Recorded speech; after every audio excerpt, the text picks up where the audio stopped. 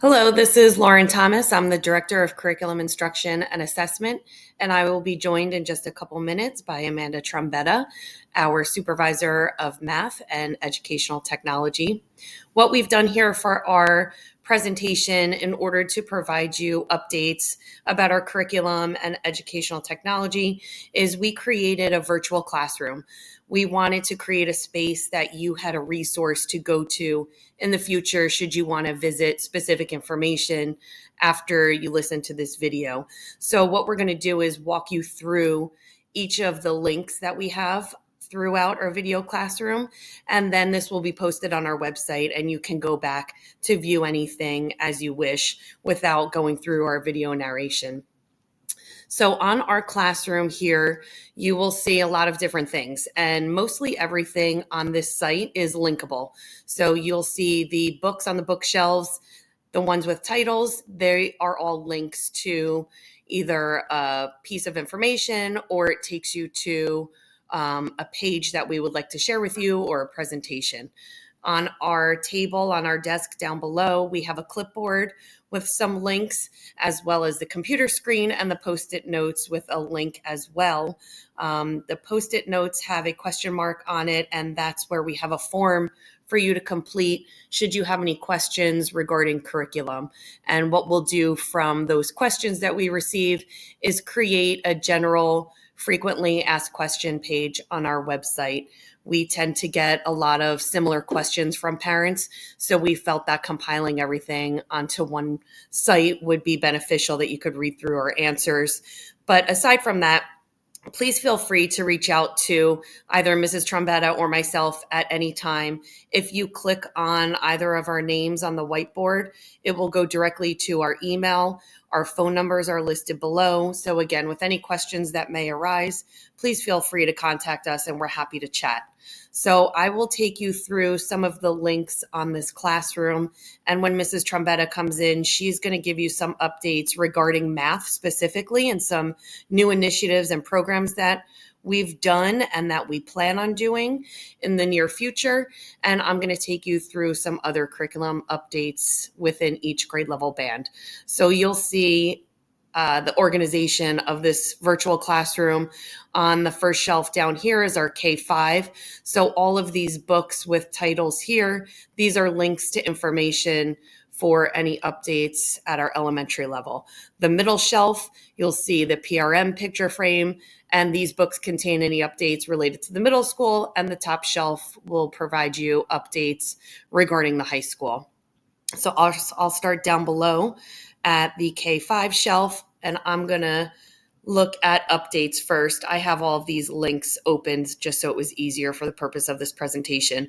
But if you look at the first red book there with main curriculum updates that I wanted to highlight at the elementary level, what we have done so far this year within the school year is expanded upon our tiered supports for students. And this is something that I'm very proud of. Not only have we implemented a really great RTI, which is response to intervention process, and I'll show you a little bit of information on that when we get to the high school shelf, but we are providing tiered supports for students district-wide, and we are able to provide students with specific instruction in a small group, or maybe even more of a focused instruction at some levels, but it's really just a way for us to differentiate instruction for any type of learner.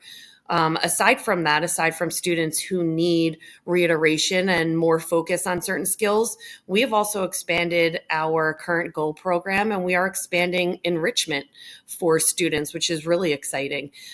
We do see this as a tiered approach. So while we do have identified gifted and talented students in the district, we are also creating enrichment opportunities throughout the district so that high achievers and students who want to take on those challenges are exposed to do so. So Mrs. Trombetta is going to go into a little bit more of that when she joins us on the video, but we have begun some math contests at Stony Brook, and we are looking to to mimic that at Kiel. Currently, we run the math contest at Stony Brook School. We have about 40 participants, which is great, and the kids are excited to participate. And yes, they're going through some challenging problems, but they are really excelling, and it's really a great experience for them. So I'm happy that we're able to provide them with those enrichment opportunities. Planning ahead for the future, we are currently looking at implementing new ELA and math resources for the K-5. So we will implement those materials for the next school year in the 24-25 school year. We are conducting a lot of research, and we are working closely with the grade level teams to really look through a lot of sample materials that we have acquired so that we can make the right decision as far as what we're bringing into our programs at the K-5 level. So back to our virtual classroom here. I have also linked some video examples of our new phonics programs that we have incorporated both at Kiel and at Stony Brook. So if you look here, I have a link. I have a book called Hegarty, and that's a link to a YouTube site that provides you with a visual example of what it looks like, what Hegarty looks like in the classroom. So this specific video that's linked is a kindergarten classroom, and this is directly from the company Hegarty, but it's just to show you an example of the hand motions and the gestures that are used, because Hegarty is a sensory-based experience for students. So it's a way for them to break apart words, put words together, put blends together, create syllables, and it's a way using the hand gestures and movement and motion in order for them to remember those important parts of decoding words. So it's very engaging for students.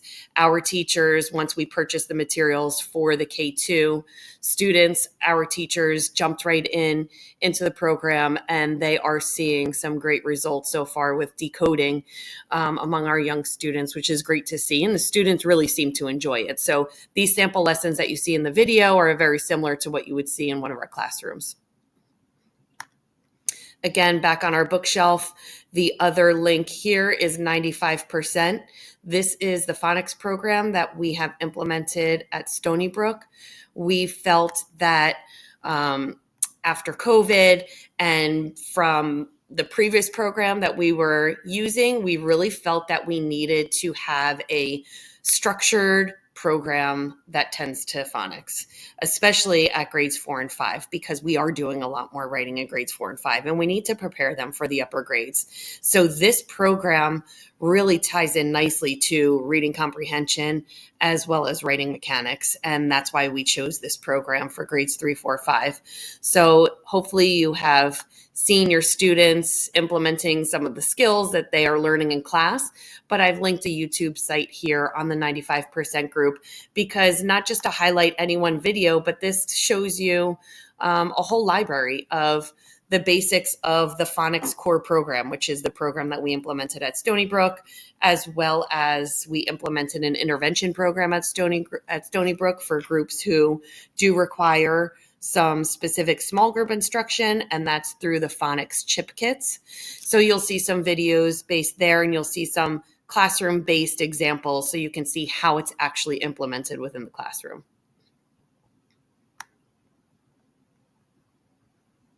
Okay, now up on the middle shelf, we have PRM. So at PRM, we just have some main curriculum updates. So if you click on updates there, as I said, I already have the link open for you, just to make it easier here. But basically at PRM, what we've done is we've implemented IXL, which is an online resource tool, and hopefully everybody is well aware of IXL at this point. We did use the IXL program for diagnostic assessment purposes. That way it tracks every student's growth. And we mainly used it for reading, and it also assesses writing, mechanics, and grammar at the middle school level. However, we would like to expand to math, which we didn't initially. We initially used it only for intervention purposes, so students who required specific skills to build upon That's what we were using IXL for. We have found the benefits of IXL and implementing that program, so we are going to use it school-wide in the area of math as well. So that is to come within the next couple months. We have also created standards-based benchmark assessments in every content area. And we're using an educational tool, which Mrs. Trombetta is going to show you a little bit more about, called pair assessment, which allows us to not only build assessments, standards-based assessments within that program, but it gives us great analytics when we're comparing multiple forms of data. And that's the important piece of using benchmarks and IXL and any other assessment tools that we're using throughout the district. It's important that we're comparing all of that data together. We can't rely on one set of data to determine a student's program. We need to rely on multiple forms of data. So this is a great way in order to do that. We've also found at the middle school level, along with implementing phonemic awareness and phonics down at the elementary level, we found that we needed a structured program for grammar and writing mechanics within the middle school and also in the high school. So we've done our research and, again, collected samples and shared with the teachers. And through their feedback, they have requested, and we found that a grammar program is very much in need. So we are implementing grammar and writing mechanics at those levels as well. And we will go to the high school top shelf here, and I'll just show you some quick updates.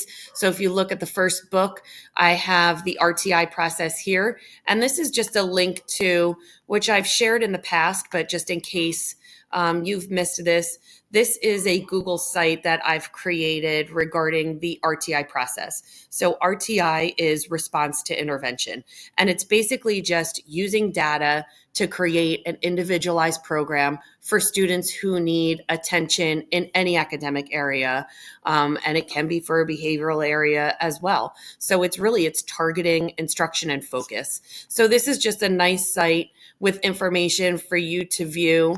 It tells you all about RTI. It explains the types of tiers, because you may hear language such as tier 1, tier 2, tier 3.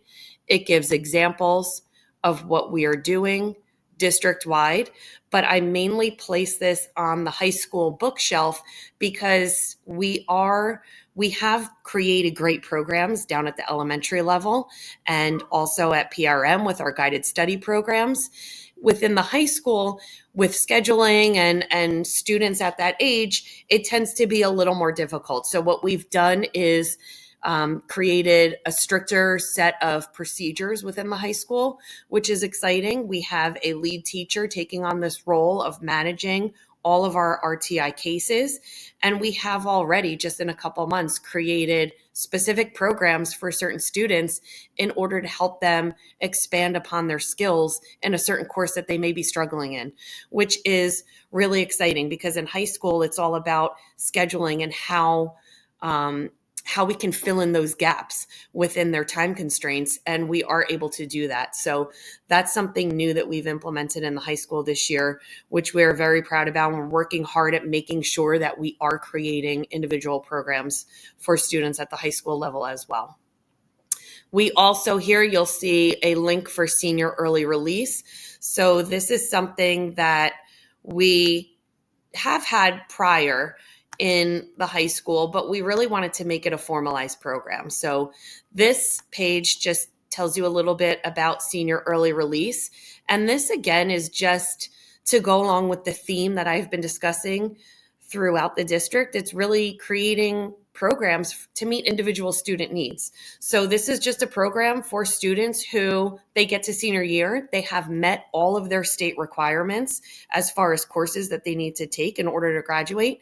And this is an option for them instead of taking electives maybe that they're not necessarily 100% interested in. This is a way for them, if they want to explore the world of work, they can go out and get a job for the remainder of the day, and they can work in the afternoon. Or some students really would like to explore starting to take college courses, and they may start taking classes at the county college, and that's that's acceptable as well. So that would be the senior early release program, in which they would take their final couple classes in the morning, your state requirements, that would be about 3 classes, maybe 4 classes if they needed to take 4, and then they were free the rest of the afternoon through this program, and with a direct coordination from school personnel to ensure that they are going to their job site or to ensure that they are taking those college classes at the county college. And this book here in the middle, Program of Studies, I wanted to highlight this for you as well, as we are well within scheduling season here in the district. I have linked our Program of Studies at the high school here for you. We recently have revamped our entire Program of Studies, and Mrs. Trombetta has done a really nice job of meeting with building administration and supervisors to make sure that we have included everything we needed to within every department, including addition of some brand new electives that we wanted to implement within the high school. Again, just to give kids more options throughout the day and get them exposed to a little, some differences out there, and really hone in on some interests. So first, I'll highlight the table of contents. And if you open the Program of Studies, just know that the table of contents, you won't need to look through the entire manual. This is all linkable. So you could go to any section you want and click on that link, and it'll take you directly to that page. So I'm just going to highlight a couple new things for you here. Academic course levels. So this is something new that we added at the high school. And this is, again, in conjunction with building administration and department supervisors. We felt the need to add onto our leveled courses. So in the past, we had college prep level courses, and then we had your higher level courses in terms of honors, as well as AP, advanced placement courses. We felt the need for another level called a CPA, or a college prep advanced level. And that's this column to the left of CP. You'll notice that we do offer CPA level courses in most areas, and it is an accelerated course and another option for students. So as your students are scheduling, as their current academic teachers have recommended them for placements for next year, this is something absolutely to be considered, because again, it is for your student who can take on a challenge, who can take a class that is a little bit accelerated, a little bit faster pace than the college prep, but it's maybe is not as in-depth or intense as an honors level or an AP. So again, just enhancing our current programs and ensuring that we have a wide array for students to select from as they're making their schedules. Another thing I wanted to highlight is just another page down here when we're talking class placements. I wanted to highlight our academic course placement waiver form. So this is for students who would like to go into a higher level course that they maybe weren't necessarily recommended from their current academic teacher.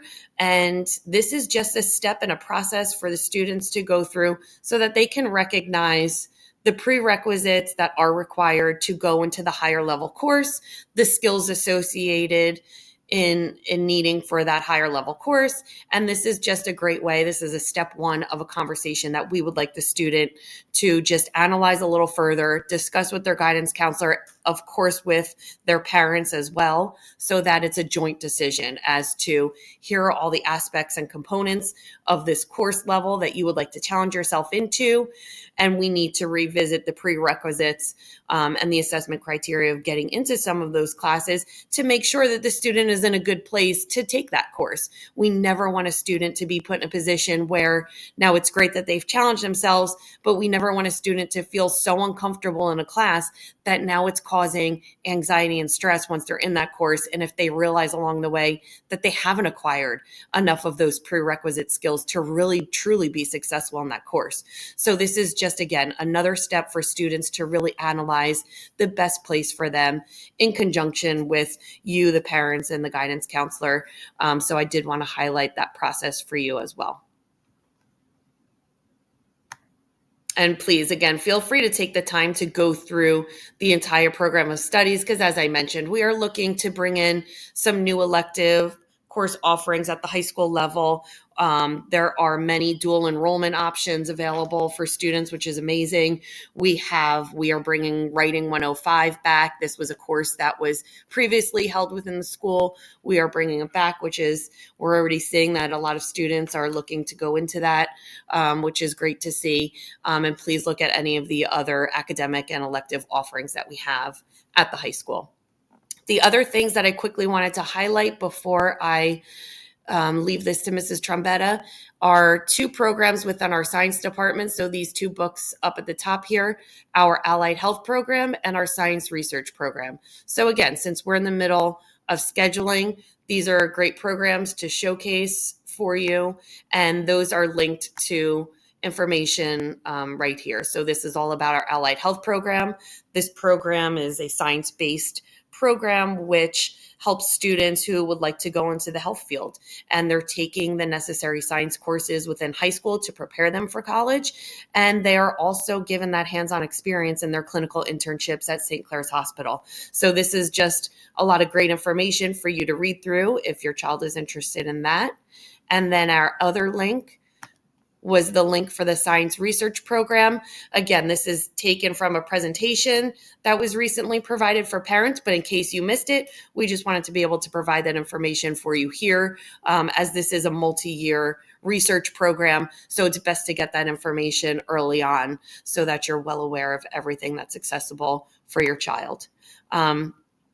Again, if you have any questions, please feel free to reach out to me and we can answer any questions that you may have. Mrs. Trombetta will now go through, as I mentioned before, some of our math updates, as well as some of our educational technology updates, as well as go through the link to some of our applications to our programs that we run here in district on our clipboard.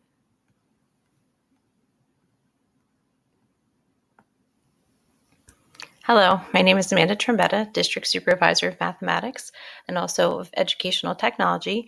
And as Ms. Thomas explained earlier, I will be going through the schools, each of the schools, and going a little bit more in depth about some of the math initiatives that we've worked on this school year and some of the things that you'll be seeing coming up in the spring and for next school year. And I'm also going to touch on some of the EdTech updates that we have for you.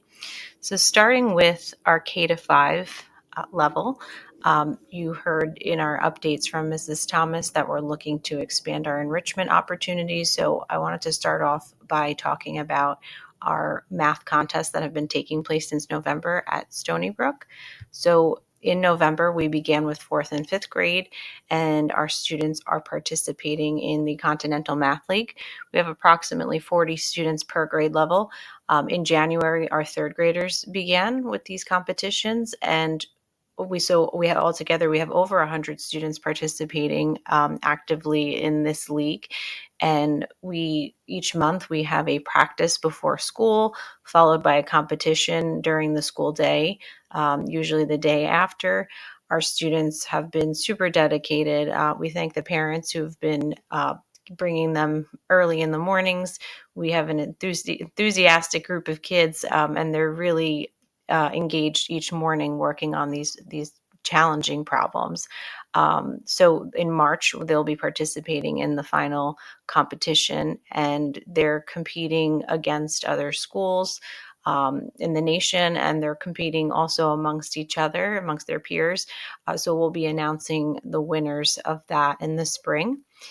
And in addition to the Continental Math League, we've introduced the Math Olympiad, and Stony Brook is participating in the elementary division. So we have select 4th and 5th graders also participating in that competition. We are also looking to expand our opportunities at Kiel School, so we will be doing something similar starting in March. So this information is going out to the parents through School Messenger. So I'm going to talk a little bit about our Kiel math enrichment opportunities. So beginning at the 2nd week of March, we will be extending this opportunity to grades 1 and 2. So students who excel in math and critical thinking, problem solving, they'll have the opportunity to enroll in a 6-week program where that will also be before school, where they can further develop their skills and they can practice challenging math problems that are similar to those found in the Continental Math League. So for the first 3 weeks, we will focus on problems involving, so they're listed here in this letter, we'll be focusing on addition and subtraction, problems involving measurement, place value, all of the topics that they're exposed to in these grade levels, but just going a little bit more in depth and more of the, this logic and problem solving and critical thinking, and thinking outside the box, those types of problems. So our students will have these practice sessions that I will be leading, and then following the first 3 weeks, we will then participate in 3 competitions. So the students will have exposure to the competitions. And we've linked in this letter a sample contest so that you can see what types of problems the students would be working on. And if you're interested, there's a Google form attached that we're asking parents to complete if you would like your child to be enrolled in this opportunity. And then also I Excel for Parents. So in this link here, we just wanted to remind you, and this is something we did in our curriculum focus at the beginning of the year. Right now, our students have completed their second snapshot. So we did an initial snapshot, a diagnostic in the beginning of the year that shows what levels the children were at as far as their math and their ELA. And now we did a second benchmark to see what kind of growth has taken place since September.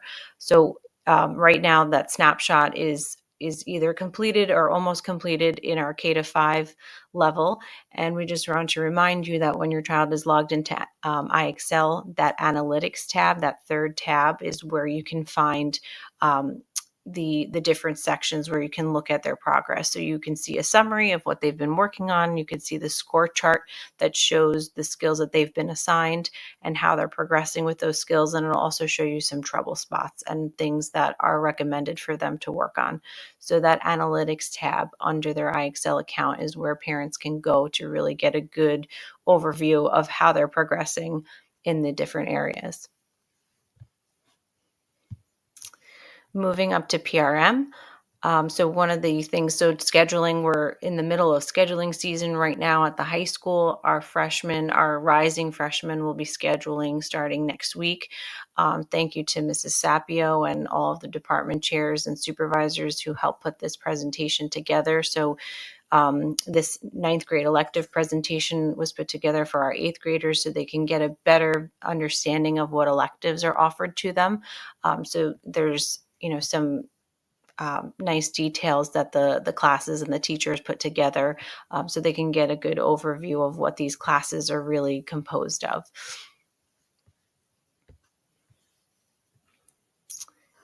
We've also been doing math contests at PRM. Our students are working since November. Again, at lunchtime, we have a smaller group at the middle school, but we're hoping, as we extend this down to the elementary, we will grow our student population that is participating in these contests. So we're also in grades 6, 7, and 8 during lunch breaks doing Continental Math League. The students are very dedicated and eager to take on this challenge. And in April, we will be participating in the New Jersey Math League for our Algebra 1 students. And they will have the opportunity to compete with peers across the state.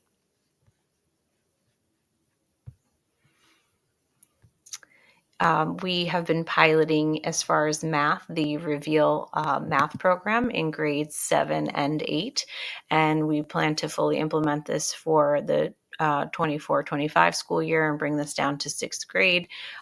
This program, the teachers, after researching several programs last year, we felt like this was the best program that provided a balance of just a lot of the skill practice in addition to that conceptual understanding. So it just had a really nice balance for our students. And it also had a really great pre-algebra program. So we found that our pre-algebra was lacking some skills that the students needed. So some of those 8th grade standards that they need in 7th grade to be successful in Algebra 1. this program provided that for our students. So we'll see the benefits next year as our pre-algebra students move to Algebra 1 in middle school. We're really going to see that more preparedness for Algebra 1, and it'll allow them to have more time to spend on those Algebra 1 topics before they go on to high school. So this year, this pilot was extremely beneficial for our pre-algebra kids, and we're excited to dive deeper into this program. And this is just a little overview that shows you all of the components that the students have, and you can access this through Clever. You can see they have full access to the digital platform.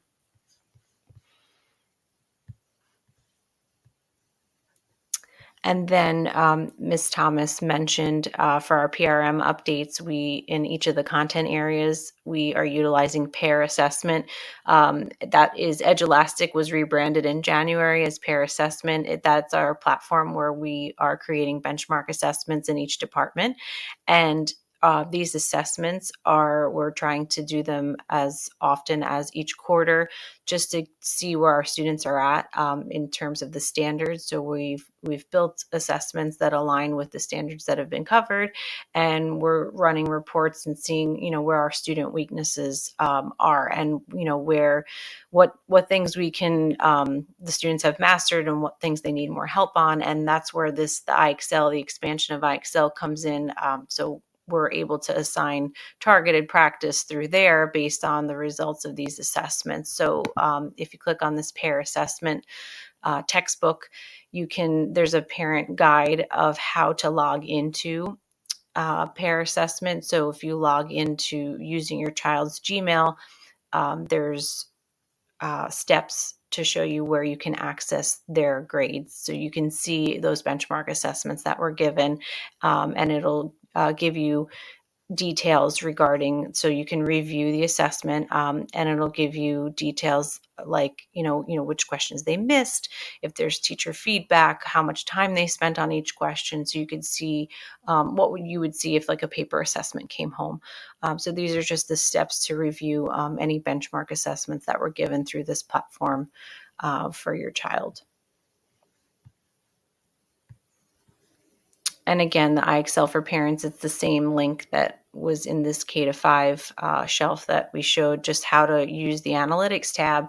And we'll be introducing math next month fully, not just for intervention. So iExcel was being used for math in our guided study courses. So helping them fill gaps from prior years' knowledge that they missed. And we're also seeing that we're able to give targeted practice in the current stuff that they're learning. So we saw that benefit, and we're implementing it starting next month school-wide. Up at the high school level, we have some exciting updates. So our summer geometry, this was just approved this week at the board meeting. So we are implementing a summer math academy. So in prior years, we've allowed students to accelerate their math program. So we feel like it's very important for students develop at different rates. And we really want to give students opportunities to accelerate when they're ready. So if your child did not get into Jumpstart, but over the course of middle school, they really developed in their math skills, have just become very strong, and you want them to be able to be on that same path to reach, a calculus 3 level as a senior.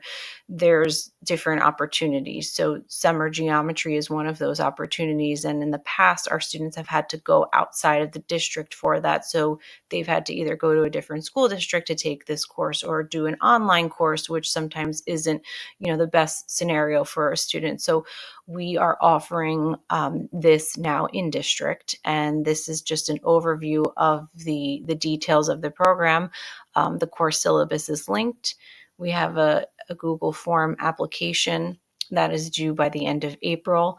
This is there is tuition associated with it, so we need a minimum of 5 students for this program to run, and we can accommodate up to 12 students, and we'll prioritize enrollment on a first come, first served basis, and for students who are eligible. So there are some requirements.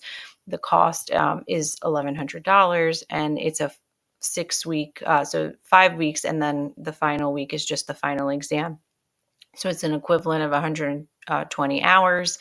It will be running at Kinnelon High School, and there's enrollment criteria. So students need to be maintaining a minimum average in Algebra 1, and they also need to be meeting proficiency on their NJSLA mathematics assessments.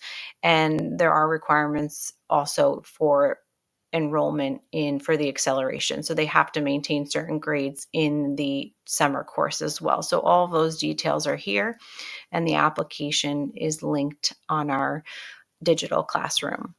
So we're very excited about this opportunity, and we're hoping for expansion in future years to other department areas, other courses.